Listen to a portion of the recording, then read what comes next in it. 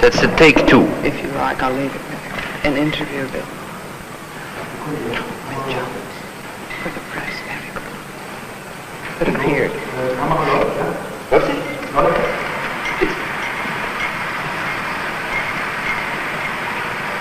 Much of the world, Soekarno, believes that Indonesia is now very closely aligned with China. Is this true? True in the sense of the word that Indonesia is very much aligned with all progressive forces in the world. Indonesia is very much aligned with the new emerging forces. It's not only with China, but with any country, any nation with progressive ideas, with progressive policy. But look here. When we made our Declaration of Independence, Proclamation of Independence in August 45, I said in my 17th of August speech last, that about that time also,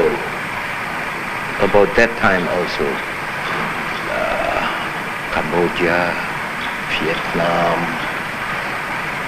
Korea made also Declaration of Independence. That's why I said in my speech that an axis, Jakarta, Phnom Penh, Hanoi, Peking, Pyongyang is a very logic one. May I ask you a rather difficult question? How do you reconcile your being so opposed to imperialism and yet align yourself with a country which has always had imperialist designs in Asia, and many people think still does? Do you think they still do, China? Do you think they might become an imperialist nation again? No. I had serious talks about this with Mao Zedong, with Zhou Enlai, with Chen Yi, with Chu Te, with Liu Xiaoqi, all the responsible leaders of China. They all laugh about this. People say that we Chinese are imperialists. We are not. And I'm sure they are not imperialists. They are not imperialists. You know, a few years ago, we had here also a Chinese problem. And we have tackled this problem nicely. It was not because China was imperialist, or is imperialist, no. You know that if then Chen Yi came here, when we were tackling this Chinese problem in Indonesia, Chen Yi came here and he said, Presiden Soekarno, punish them if they are doing things against the interests of your nation and your country. Punish them. So this is a proof that anyhow that Chen Yi is not imperialist and that China is not imperialist. Do you think that this has any possibility of happening, that there might be a clash at some point between the interests of China and the interests of Indonesia? No. China is solving its own problems. We are solving our own problems. And so long as we don't intervene, subvert each other, then everything's all right. You have now friendly relations also with many Western countries, don't you? Yes, you know? yes. Which ones? No, with the Netherlands. No, with France. With Italy. Those are Western countries. Yes. Even we had very nice talks and relations with, for example, President de Gaulle is now sometimes very much opposed against your policy, I mean American policy. I'll go on to another, if I may. You have very fervently, in many of your speeches, prayed for world peace. Yet Indonesia is the only nation to have withdrawn from the United Nations. Coincidentally, this is the year of the 20th anniversary of Indonesia's independence, and also the 20th anniversary of the formation of the United Nations.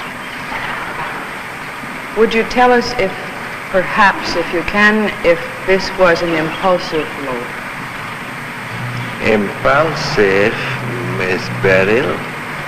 How can you speak about impulsive? It was already in 1960, that I made that speech to the United Nations in New York. And then in that speech I elaborated already about the urgent necessity to reorganize the United Nations. Because the United Nations of today are not picturing the world constellation of today. The United Nations of today is just a picture of the constellation of the world in 1945. And after 45, so many changes have taken place. So many new Asian states have been established. So many new African states have been established. What would your suggestions be for the most important changes which you have suggested in the past for the changing or amending of the United Nations Charter's organization? In the first place, that the United Nations now are a real reflection of world life of today, not 45's constellation. Today, 60. I uttered it already in 60, but not 65, even more now. Is this regarding the Security Council? Security Council, United Nations Charter, etc., etc., etc., etc. Do you think that the Security Council should be different, and how? Don't put me into details. Right. Anyhow, do you understand that Security Council is not satisfactory to us? And that the whole organization of the United Nations also not satisfactory to us. Should it happen that there be any revisions in the United Nations Charter, is it at all possible that Indonesia may rejoin the United Nations? Yes, but not the contrary. Right. We shall never come back to the United Nations before a reorganization of the United Nations.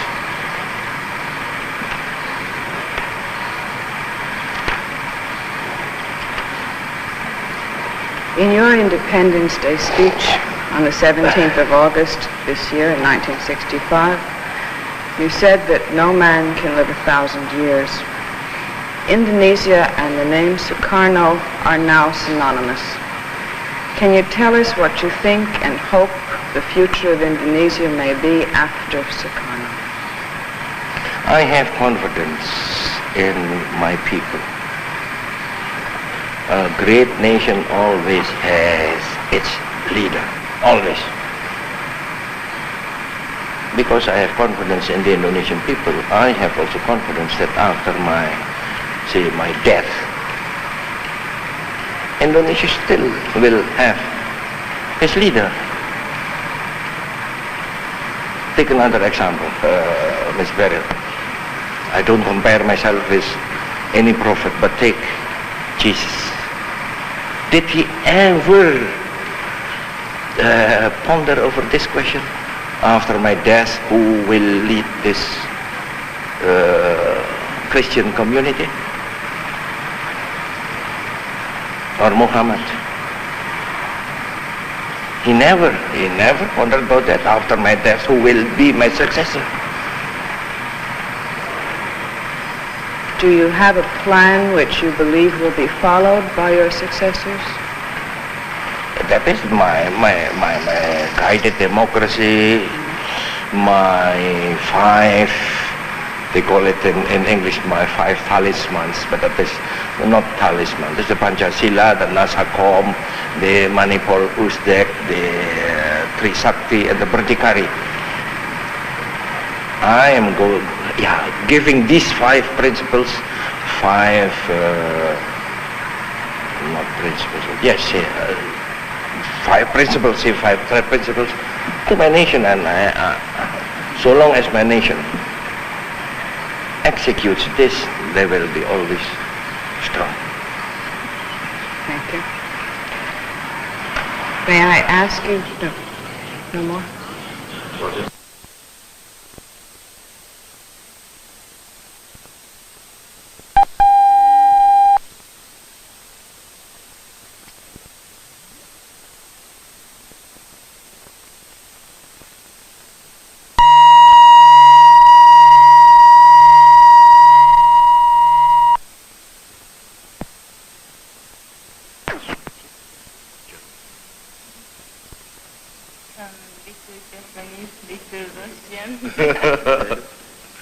Little Italian, since you obviously have read.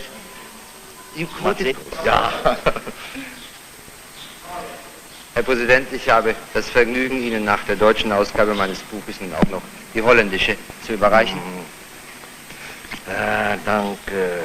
Ich weiß, dass herzlich. Sie in der deutschen Ausgabe auch lesen und Sie auch verstehen könnten. Aber warum haben Sie meinen Namen mit OE geschrieben? Weil Sie das letzte Mal, als wir miteinander sprachen, das ist nicht gut. mir sagten, Sie unterschreiben noch mit OE. Ja, aber mein Name ist SU. Hier ja. ist es SU. Sehr gut, das ist sehr Ja. gut. Aber das ist nicht gut. Ich bin Ihrer Unterschrift gefolgt. Die geht noch mit OE. Ja. Sie wollen die nicht mehr ändern. Nein. Ja. Wie viele Sprachen, Herr Präsident, sprechen Sie eigentlich? Nur eine Sprache gut, nur eine. Und das ist Indonesisch. Die haben Sie beinahe erfunden. Aber ich spreche Indonesisch, Javanese, Sundanese, Holländisch, Deutsch, Französisch, Englisch. Deutsch. Natürlich, Holländisch. And how much Japanese, Ibu Devi, do you think the President will learn in your presence? He knows a lot. He knows a lot. How do you get informed, Mr. President, on political affairs? Are you having certain newspapers from abroad you're reading, or do you just get informed by your ministers? Yes, I get informed by the Minister of Information and by Dr. Ruslan Abdul Ghani, my, indoctrination minister. Yeah. But I myself, I have read very much books when I was not yet president. Now I have no time to read. It's quite interesting to follow the books which impressed you during the years, during your speeches. What book would you think has had the greatest influence on your political thinking? Oh, I can't mention one because it is my political thinking is a mixture of many thoughts from here, from there. Once I made a speech about my life in the world of the mind. When I was young, I was very poor. I was deprived of every pleasure in material life. I lived in a very small house. I slept on a bamboo stretcher. I had not even electric light in my house. I read in the light of a small petroleum lamp. But then I left this world, this material world, and I sought my consolation in books. I left this material world and went into the world of the mind. And in that world of the mind, I met with many great men. I met with Dante, I met with Mazzini, I met with Garibaldi, I met with Marx, I met with Engels, I met with Rosa Luxemburg, I met with Liebknechts, the Liebknechts, I met with Gladstone, I met with the Webbs, I met with Hitler? Have you read? Yes, I met with Hitler. Oh, I read his Mein Kampf 3 times. But I also read Konrad Haydn, I read many other books about Hitler. I read Fritz Sternberg, I read Karl Henry. This Austrian socialist. Adler. Yeah. I read him. Yeah. I read the leaders of the French Revolution, Mirabeau, Marat, and also Péronne de Méricourt, the woman leader, Danton, and the Russian socialist. I met with, in the world of the mind, I met and I spoke with. Yes. Plekhanov, I spoke with Lenin, I spoke with Sun Yat-sen from China, Yeah. I spoke with the leaders of New Japan, with Okuma, with Taigo Takamori. I met with a great nationalist from the Philippines, Rizal, you know, Yes. and Manila. So from them, I got ideas. And all those ideas I put in a great jug and I boiled those ideas. Then I came to my own policy. The Pancasila and later also the 5 talismans of the Indonesian Revolution. Tell me, Mr. President, what's coming into your mind quite suddenly if somebody mentions Germany? What would jump into your mind? That Germany now is different from Germany before. I know Germany, especially in the early days of the socialist movement. That's why I said. Then I met with Liebknecht, with Rosa Luxemburg, with Bebel. I followed Bebel's debate with Jean Jaurès in Brussels. Yes. They were great leaders. But then came Hitler, and then came the post-Hitler time. I think we leave it like that. I think we leave it like that. Yeah. Thank you very much. It is a nice end. Thank you.